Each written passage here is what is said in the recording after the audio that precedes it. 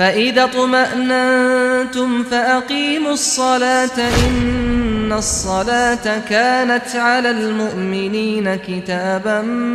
مَوْقُوتًا۔ السلام علیکم ورحمۃ اللہ وبرکاتہ۔ الحمد للہ رب العالمین والصلاة والسلام علی اشرف الانبیاء والمرسلین نبینا محمد وعلی آلہ واصحابہ اجمعین وبعد۔ نماز سیریز کے تحت خشوع اور خشوع کے سلسلے میں نبی کریم صلی اللہ علیہ وسلم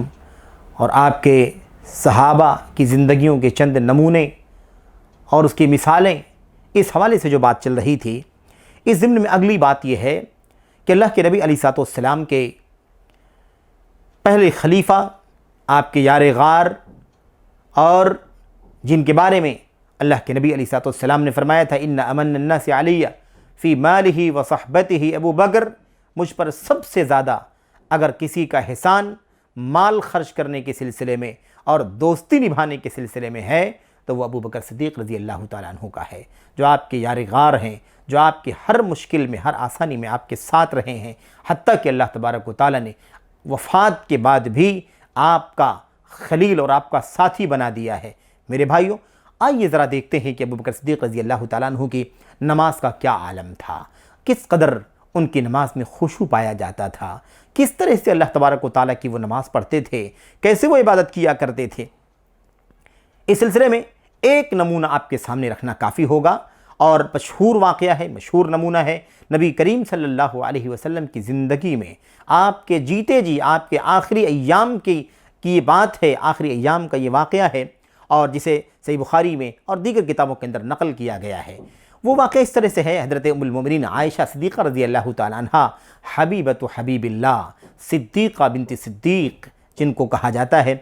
بیان کرتی ہیں، کہتی ہیں کہ جب نبی کریم صلی اللہ علیہ وسلم کی طبیعت زیادہ بھاری ہو گئی اور آپ کی طبیعت زیادہ ناساز ہو گئی، آپ کے لیے اٹھنے بیٹھنے میں گرانی ہونے لگی، تو اللہ کے نبی علیہ السلام کے پاس جب بلال تشریف لائے، بلال آئے آپ کو بتانے کے لیے کہ نماز کا وقت ہو چکا ہے، تشریف لے چلیں، تو اللہ کے نبی علیہ السلام نے فرمایا مروا ابا بکر فلیصلی بالناس،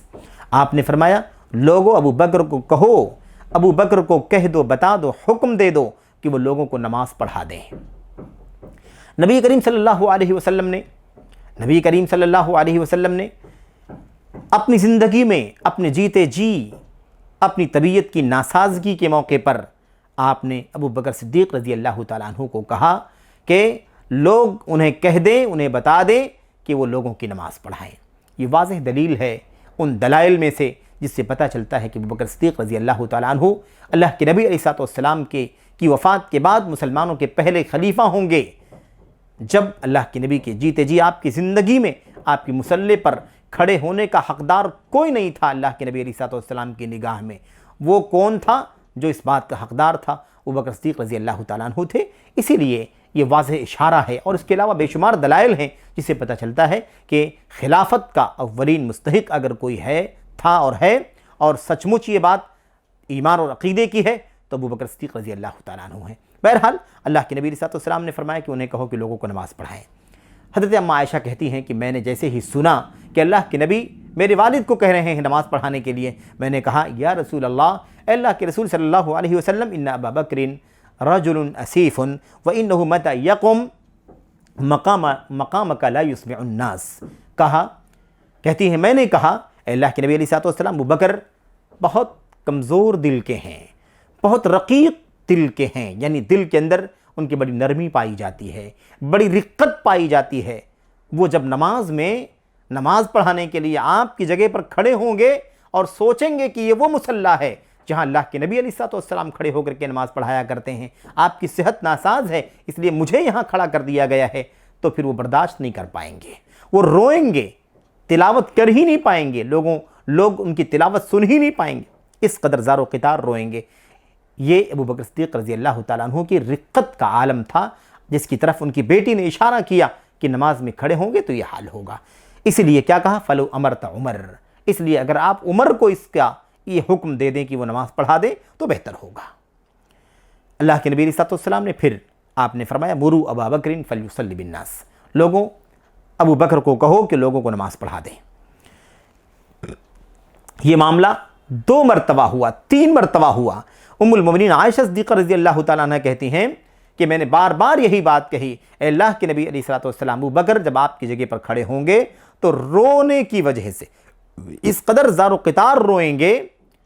اس قدر روئیں گے، آنسو بہائیں گے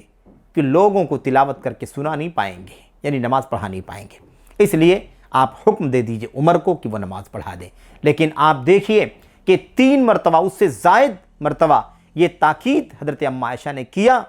کہ ان کو نہیں بلکہ ابو بکر عمر کو کہیے کہ وہ نماز پڑھا دیں۔ اللہ کے نبی نے بار بار یہی فرمایا کہ ابو بکر کو کہو کہ لوگوں کو نماز پڑھا دیں۔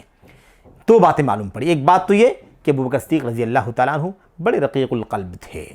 نماز میں کھڑے ہوتے تھے تو روتے تھے، زار و قطار روتے تھے، اور بہت ساری مثالیں موجود ہیں کہ ابو بکر صدیق رضی اللہ تعالیٰ عنہ جب نماز کے لیے کھڑے ہوئے، آپ نے نماز پڑھائی، زار و قطار رونے لگے، آپ کے پیچھے کی صف والے رونے لگے، ان کے پیچھے والے رونے لگے۔ ایسے ہی ایک مرتبہ ایسا واقعہ پیش آیا کہ کچھ لوگ یمن سے آئے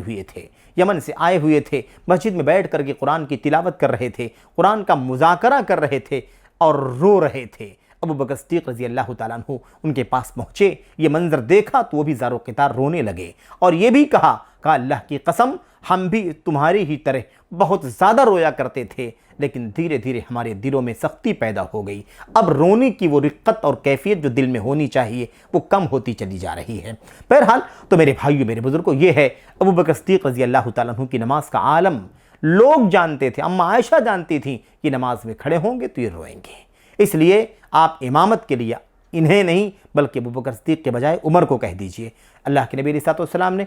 بار بار وہی بات دہرائی کہ ابو بکر کو کہو کہ لوگوں کو نماز پڑھائیں۔ یہ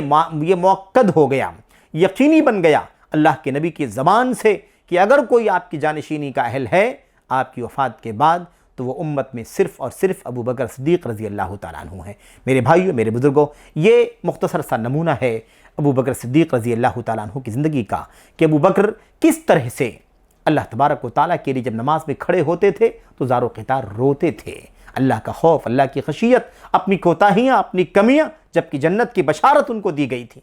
اس کے باوجود بھی رویا کرتے تھے۔ میرے بھائیوں، دعا کرتے ہیں کہ اللہ تبارک و تعالیٰ ہمیں بھی اپنے دلوں میں رقت پیدا کرنے کی توفیق عطا فرمائے، اللہ کا خوف، اللہ کا ڈر، اس کی خشیت پیدا کرنے کی توفیق عطا فرمائے۔ نماز میں کھڑے ہوں تو خشوع کے ساتھ کھڑے ہوں، دل لگا کر کے، توجہ کے ساتھ، ظاہر و باطن اللہ سے لگا ہوا ہو، اس طرح سے کھڑے ہوں۔ اللہ ہمیں اس کی توفیق عطا فرمائے، آمین یا رب العالمین۔ والسلام علیکم ورحمۃ اللہ وبرکاتہ۔